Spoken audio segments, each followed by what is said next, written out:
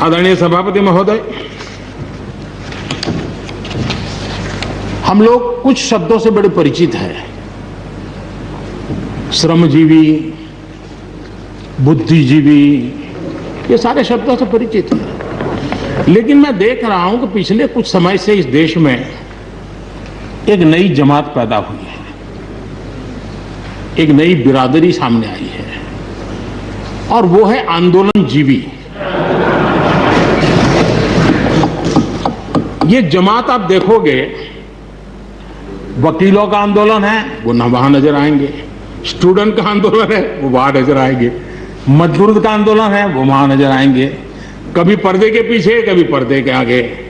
एक पूरी टोली है जी जो आंदोलनजीवी है। वो आंदोलन के बिना जी नहीं सकते हैं और आंदोलन से जीने के लिए रास्ते खोजते रहते हैं। हमें ऐसे लोगों को पहचानना होगा कि वो जो सब जगह पे पहुंच करके और बड़ा आइडियोलॉजिकल स्टैंड दे देते हैं, गुमराह कर देते हैं, नए नए तरीके बता देते हैं। देश आंदोलनजीवी लोगों से बचे, इसके लिए हम सबको, और ये उनकी ताकत है। उनका क्या है, खुद खड़ा नहीं कर सकते चीजें, किसी की चल रही तो जाके बैठ जाते हैं, वो अपना जो जितने दिन चले चल जाता है उनका। ऐसे लोगों को पहचानने की बहुत आवश्यकता है। ये सारे आंदोलनजीवी परजीवी होते हैं।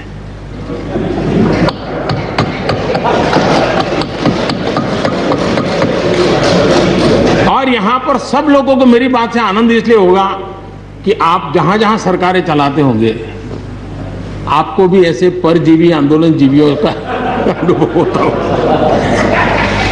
और इसलिए उसी प्रकार से एक नया मैं चीज देख रहा हूं, देश प्रगति कर रहा है, हम एफडीआई की बात कर रहे हैं, फॉरेन डायरेक्ट इन्वेस्टमेंट, लेकिन मैं देख रहा हूं इन दिनों एक नया एफडीआई मैदान में आया है। ये नए एफडीआई से देश को बचाना है। एफडीआई चाहिए, फॉरेन डायरेक्ट इन्वेस्टमेंट, लेकिन ये जो नया एफडीआई नजर का आ रहा है, ये नए एफडीआई से जरूर बचना होगा। और ये नया एफडीआई है foreign destructive ideology, foreign destructive ideology. और इसलिए इस एफडीआई से देश को बचाने के लिए हमने और जागरूक रहने की जरूरत है। आदरणीय सभापति जी, हमारे देश के विकास के लिए ग्रामीण अर्थव्यवस्था, इसका अपना एक मूल्य है। ग्रामीण अर्थव्यवस्था हमारे आत्मनिर्भर भारत का एक अहम स्तंभ है। आत्मनिर्भर भारत ये किसी सरकार का कार्यक्रम नहीं हो सकता है और होना भी नहीं चाहिए। ये 130 करोड़ देशवासियों के संकल्प होने चाहिए। हमें गर्व होना चाहिए और इसमें कोई दुविधा नहीं होनी चाहिए। और महात्मा गांधी जैसे महापुरुषों ने हमें यही रास्ता दिखाया था। अगर हम वहां से थोड़े हट गए हैं तो वापस उस पटरी पर आने की जरूरत है और आत्मनिर्भर भारत के रास्ते पर हमको बढ़ना ही होगा। गांव और शहर की खाई को अगर हमें पाटना है तो उसके लिए भी हमें आत्मनिर्भर भारत की ओर बढ़ना ही होगा। और मुझे विश्वास है कि हम उन बातों को लेकर के जब आगे बढ़ रहे हैं तो हमारे देश के सामान्य मानवी का विश्वास बढ़े। जैसे अभी प्रश्नोत्तर काल के अंदर जल जीवन मिशन की चर्चा हो रही थी। इतने कम समय में 3 करोड़ परिवारों तक घर में पीने का पानी पहुंचाने का, नल कनेक्शन देने का काम हो चुका है। आत्मनिर्भरता तभी संभव जब अर्थव्यवस्था में सभी की भागीदारी हो। हमारी सोनल बहन ने अपने भाषण में बहनों बेटियों की भागीदारी पर फोकस करने की उन्होंने विस्तार से चर्चा की। कोरोना काल में चाहे राशन हो, आर्थिक मदद हो या मुफ्त गैस सिलेंडर, सरकार ने हर तरह से एक प्रकार से हमारी माताओं बहनों को असुविधा ना हो इसकी पूरी चिंता करने का प्रयास किया है। और उन्होंने एक शक्ति बनकर के इन चीजों को संभालने में मदद भी की है। जिस तरह इस मुश्किल परिस्थिति में हमारे देश की नारी शक्ति ने बड़े धैर्य के साथ परिवार को संभाला, परिस्थितियों को संभाला है, कोरोना के इस लड़ाई में हर परिवार की मातृशक्ति की बहुत बड़ी भूमिका रही है और उनका मैं जितना धन्यवाद करूं उतना कम। बहनों बेटियों का हौसला और मैं समझता हूं कि आत्मनिर्भर भारत में अहम भूमिका हमारी माताएं बहनें निभाएगी, मुझे पूरे विश्वास है। आज युद्ध क्षेत्र में भी हमारी बेटियों की भागीदारी बढ़ रही है।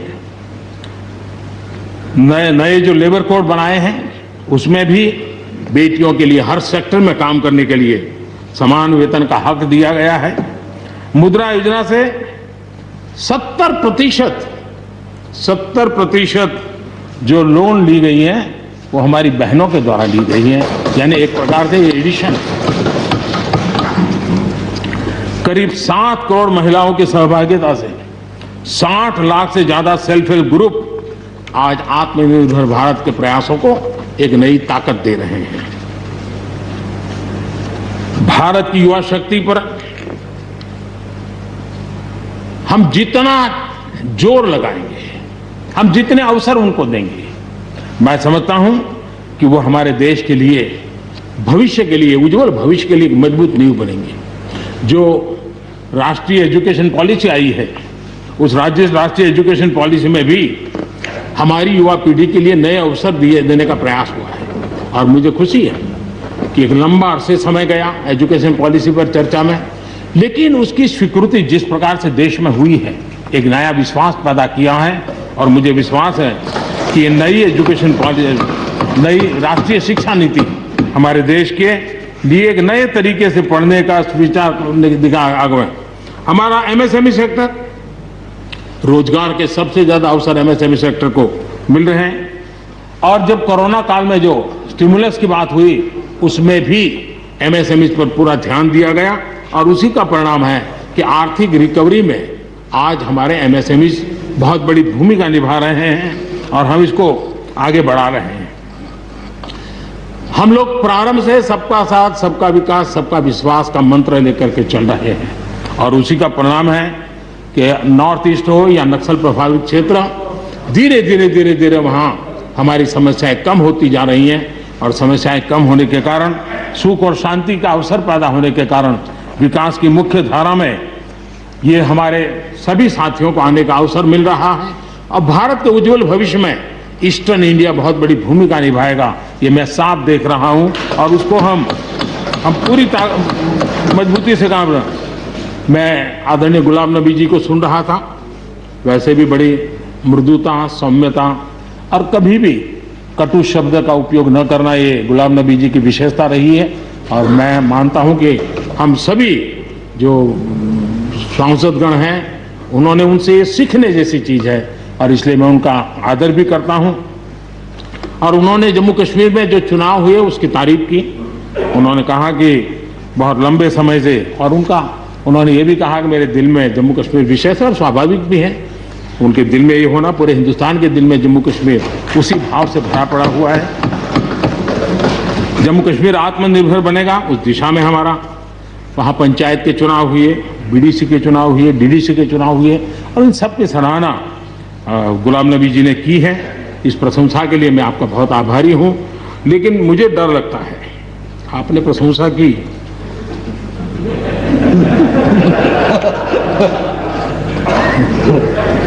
मुझे विश्वास है कि आपकी पार्टी वाले इसको उचित स्पिरिट में लेंगे, गलती से G23 की राय मान करके कुछ उल्टा न कर दे।